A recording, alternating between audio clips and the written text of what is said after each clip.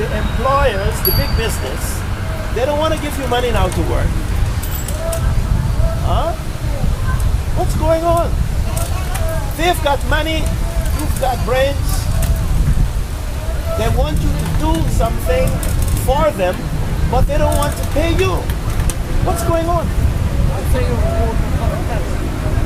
Yes, that is the point, isn't it? They think God sent you to give them free service. They're taking a piss, aren't they? You see, on earth, animals survive by working hard. Squirrels work hard on their nuts. Okay? Animals work hard hunting, feeding themselves. Okay? But people are intelligent as animals. How can they get them to give up the earth? We have to use violence. Because once you force people off the earth, how are they going to breathe air? How are they going to have water to drink? How are they going to have food? This is employment society. If you don't own land, how are you going to eat and sleep? According to employment society, you must have money. In order to have money, you have to give up your time, your energy, and you have to trust a psychopath you don't know. Then they give you money. And you know what? This money is never enough for you to buy back the land you lost, to free yourself, is it? So employment society has no human rights. You understand the game, sir? The only people who don't need employment are those who own land. Because if you own land, you can rent it, isn't it? If you own land, you could make a contract with a drug dealer. If you own land, you could make a contract with the arms manufacturer. If you own land, you've got something to trade, okay? Isn't it? I mean, animals will love you because they all love land. But what happens if you don't own land? You're a criminal. And what happens if you don't own a bank or a mine? You know, Professor William Black, he was a regulator. He wrote a book. It's called If You Want to Rob a Bank, Own One. That's the name of the book. Anyway, but this is the problematic. So if the individual own no property, how are they supposed to live? Because don't forget, more and more of the earth is being privatized. Animals can't go on the Serengeti anymore. Animals are losing space, people are losing space. So how are you going to breathe? No, you will die, sir. What I'm trying to say, it's unethical. Unethical. It's unethical to deny an individual money so they could have access to food, air, and a home. In other words, it is unethical when you sack and you do not give people a sustainable means of income. Well, of course, since we are very good with psychology as a science, it's possible to brainwash people that life is not important, that they don't need good food, they don't need fresh air. It is possible. I mean, if it's possible to convince people to put themselves down and put God up superior above them, do you understand what I'm saying, sir? Psychological abuse is put down. If you put yourself down, if you put your friends down, anything down is psychological abuse. How can anyone put themselves down by saying they're not equal to God? The French Revolution, the Scottish Enlightenment, liberal democracy is all about equality. Isn't it? So God is a fascist, isn't he? He doesn't believe in equality. Isn't it? He's got all heaven up there. How do you know that God's a man? I didn't say he was a man. No, but you said he. How do you know that God is a man? God is a man. It said so in the Bible. It says, God made man in his own image. He didn't make woman in his image. He made man. So man must look like God. Well, that's only because a man wrote the Bible. That's right. It's only because men wrote the Bible and not women. That's why. That's the only reason why. No, that's not the reason. The reason why man wrote the Bible. Where's the woman's Bible? No, the reason why, because women can't write. Because women can't write, sir. Because the men and the women that can't write. They've been suppressing them. No. To write, you need a pen. The pen is short for the penis. Oh!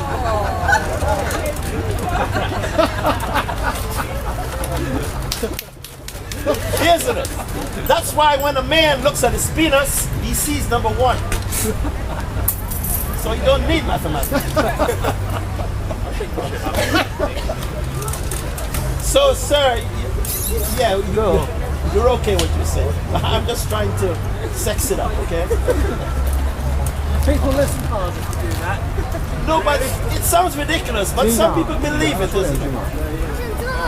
I looks like the penis.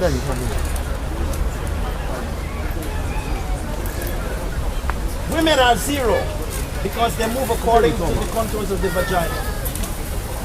But this affects navigation. You remember Columbus? The story of Columbus? Columbus was going east, he ended up west. You know what his problem was? He didn't know where he was going. No, he was following his penis. The penis was pointing east. He thought east is east. If he had practiced cunnilingus, Here's points north. if Columbus had... Sir, what did you say, sir? The penis points north or south. Are you taking this seriously? Sir, relax. I'm talking about Columbus' perception, sir. Don't compare yourself to Columbus. If you fly Aer Lingus, you will see the earth is circular. Yeah, I agree with that.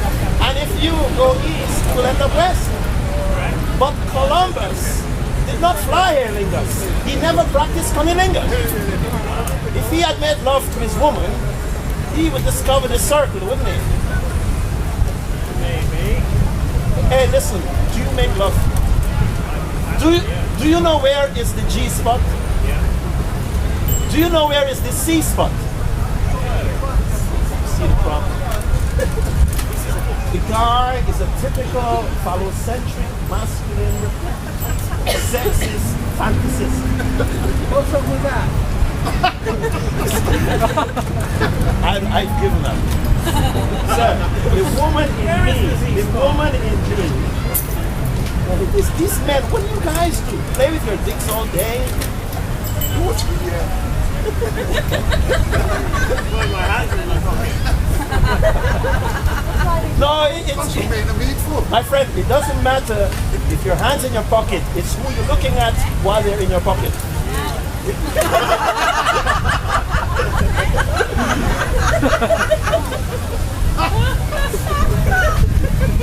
It's okay. I assume because you're wearing trousers, you're probably a female. You are a female, aren't you? Yeah, but you can't prove you're a male wearing your trousers. You want me to take my trousers off? I don't want anything. I'm asking for proof. You're going there, my friend. You see his imagination. Sir, the idea of having sex and enjoying it through the G-spot is a phallic fantasy because females get orgasm through clitoral stimulation. Literal, C. So when I say the C spot, do you get on down? I said Z, like Z. Yeah, no. Are you German or what? No, it's okay, sir. It's very problematic. So this is the problematic. You're very feminine, aren't you? Yeah. You're very emotional about sex, aren't you? Very rational. Quite, yeah. You lost. You have lost the navigational pointer of the penis. As a macho man, you're supposed to be loyal and penis dependent. No, but that's cool. That's cool, sir. It shows that how sex is only a construction, right? That there is so many ways. There is no definition, really.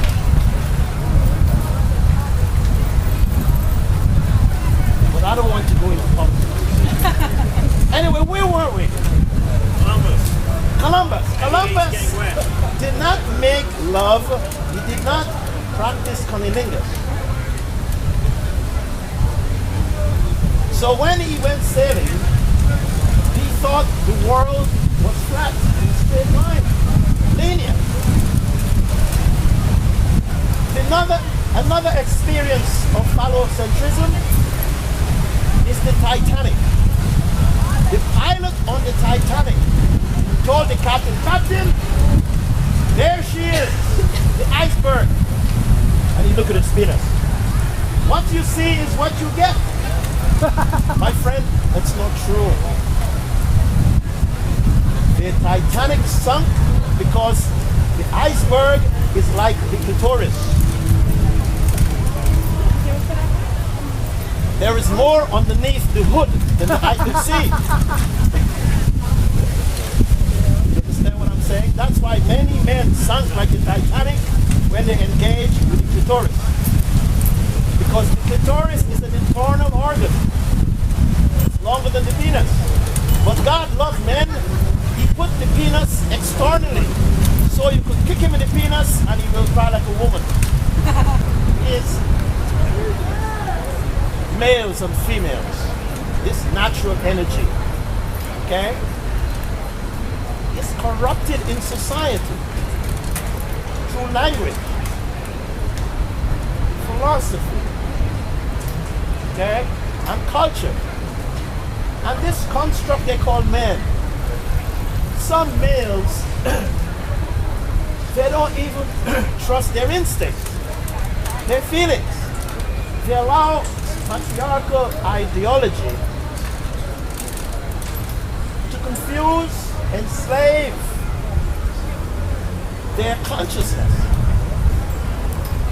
And this is making it difficult. They isolate themselves from nature and from any other species. It's hopeless. They become ghosts. They talk ghost language, meaningless. But the reason why they can afford to do that is because their institutions dependent. It's the money, the banking system that's keeping them alive. And they're following their dicks. And the penis is more intelligent than they are. Because when the penis go on strike, because the penis knows that's an idiot following the penis. When the penis goes on strike, you know what the idiots do? Go and have Viagra. Viagra is a strike breaker, it's a scab. Could you imagine? They think Viagra is going to solve their problems. It wouldn't. Do you understand what I'm saying? Look at the feminine side of you. Be more assertive, okay? Save yourself. Don't allow these negative forces to enslave you, to bring you down. That's what they want. How do you know what's negative and what's positive?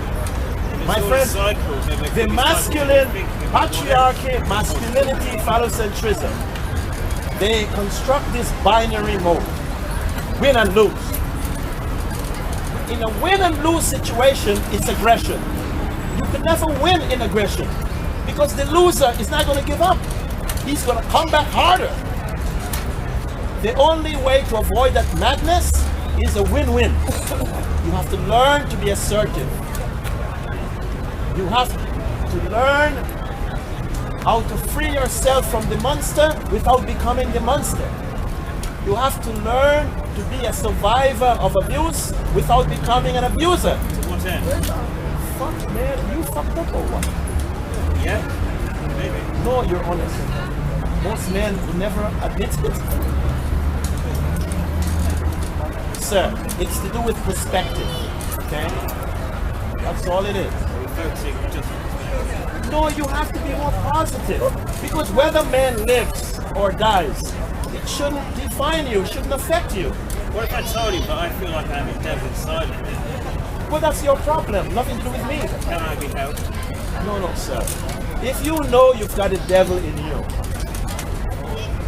it's got to be a good devil. Because you're surviving this far.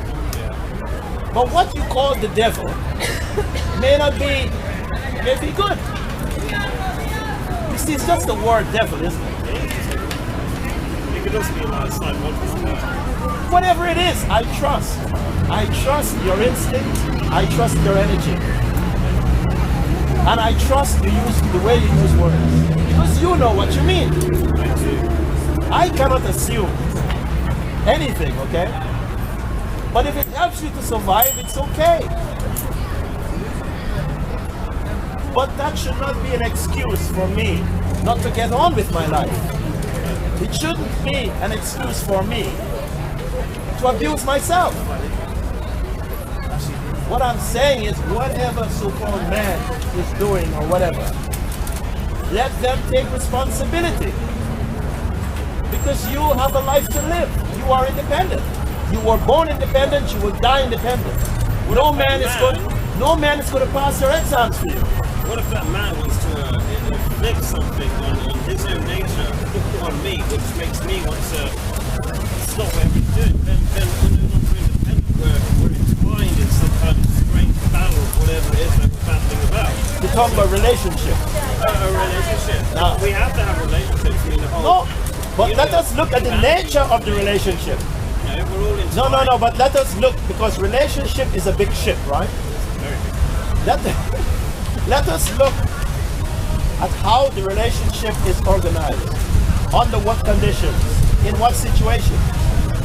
There are so many levels of this shit. You know. Let's go down to On the a brig. stormy sea, on a stormy sea. On a stormy sea. Let's go down to the brig of a shipboat where it's like absolutely bottom level, and I'd say it's like down to biology. You know, how we're all wired. Hey, listen, don't get biology involved. Why? Because you're using language to define what you call biology. It's very important that we have language. Sir, language is a construct of society. I know. I'm glad of it. I'm It glad doesn't we come have alone. it. I mean, it's language that enables us to communicate. Yes, but that category is problematic. Why? Because biology is okay. Biology is balanced. Biology will sort itself out. There's no philosophy behind biology. It's just fact or not fact. What? There's no philosophy behind biology. How do you know? When you use the word biology, Yeah. how do you know that word has not been used before you? And by whom? The word biology, my friend, is a label for a box of sins. No, it isn't. It's a study of life. It's a Study of degree. whose life? Have you ever been a statistic on the biological sciences? Have you ever been a... People say, I have been over 40 times. Are you serious, sir? In the name of science, do you know men have removed women's ovaries? Have you had your balls removed? No. You men have no idea what the fuck is going on. Talking about, sir, science. Long live stupidity. Science has reduced us into objects of experimentation, I love surveillance. What's this guy? An SM guy or something? Is he practicing SM or something? No, it's okay. It's a feminine in him. You see, when he laughs like that, he's not being cool. A real man would never laugh in public. It's a sissy thing to do.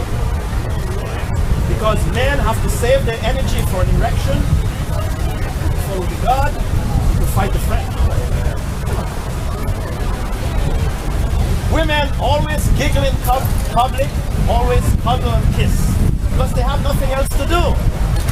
A man has a man public. That's what women do. Did you ever see Mrs. Thatcher do that? Who is Mrs. Thatcher? Prime Minister. My friend, what do you think the Prime Minister is? The functional Prime Minister? Teddy Bear? No joke. Compared to that one, yes. Mrs. Thatcher had to play her role, and she played it very well. She carried handbags. She tried to be better looking than the Queen. She failed. Well, I don't know. This is getting too complicated to me. The point I want to make, sir, is that you are not acting macho. You're not acting cool. You're giggling, all this kind of girlish behavior. Okay? That bothers me when you say. How did you escape this macho culture? Many males are civilized by masculinity, patriarchy, and phallocentrism. They're very serious when they walk the streets. And then you go giggling, you're giving a man a bad image. Why is laughing so bad? Why can't a man Because laugh? it's a sissy thing to do. It's not sissy, it's joy, it's laughter. It's feminine. No, it's not. A man can laugh if he wants to laugh. I don't see what the He's not a good man. Madam, we are at war with the French. We need every man to stand up and be serious. Because if the French see our men laughing and giggling, they will invade us.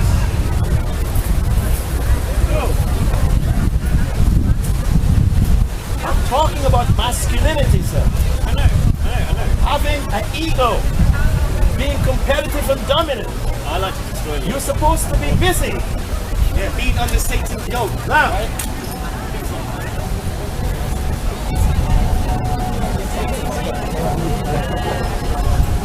I'm going to close the meeting. Have you heard of the term mankind? Have you heard the term mankind? Yeah, all the time. Have you ever met a kind man? Yes. How can a man be macho, egoistic, dominant, competitive, and be kind at the same time? This man is kind. How do you know he's a man? He's my partner. No. You're talking about being male and female. I am not talking of nature and biology. We're talking about man. You don't have to be a male to be a man. You don't have to be female to be a woman. Males and females is nature. I have no problems with nature. I have a problem with the way language, society, and history construct the male as man and the woman and the female as woman. Because in nature, there is no man or woman. They are males and females.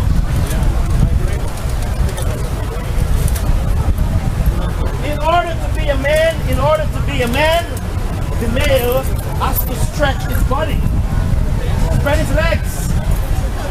When he sits down, he must open his legs. This is body discipline, society. Let me look for a woman. So, but the woman, she has to stand and occupy the least space possible. Sometimes on one leg. Okay?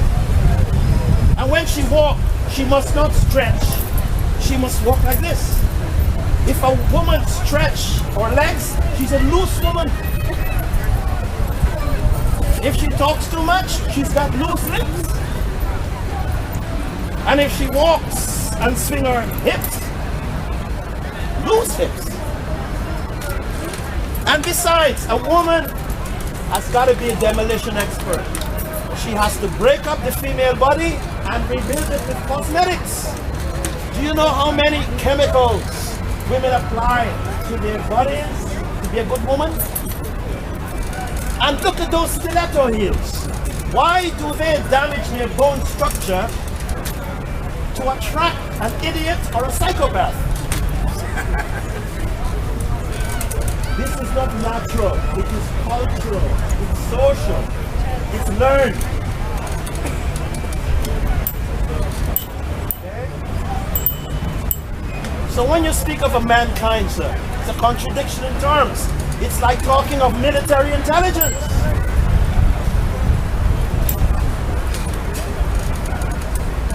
No, it's a paradox, because the problem is we are natural creatures living in an unnatural environment.